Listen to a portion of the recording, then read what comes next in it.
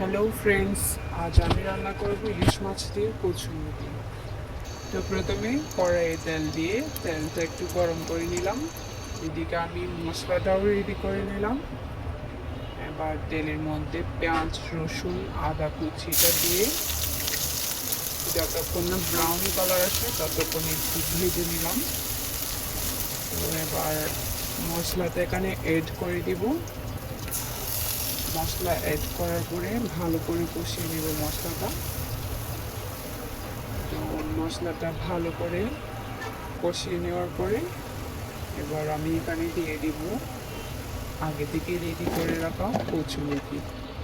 কচুরমুখীটা মশলার সাথে ভালো করে অ্যাড করে মিক্স করে এবার একটু পানি দিয়ে এটা এটা আমি হাফ সেদ্ধ করে নিব। তো কচুরমুখিটা হাফ সেদ্ধ হয়ে আসার পরে এবার ইলিশ মাছটা দিয়ে একটু ভালো করে মিক্স করে নিচ্ছি।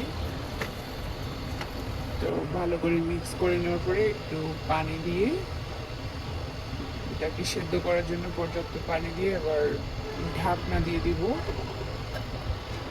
ঢাকনা দেওয়ার অল্প কিছুক্ষণ পরে তরকারিটা ঢাকনা তুলে একটু নাড়াচাড়া করে আবার কিছুক্ষণ রেখে দিব ঢাকনা দিয়ে।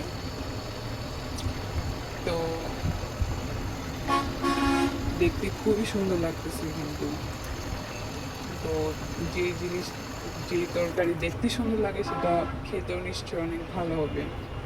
তো আমার রান্না প্রায় শেষ, এবার আমি চুলাটা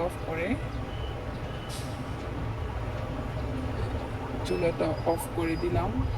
তো এটা হচ্ছে ফাইনাল লুক আসছে তরকারির।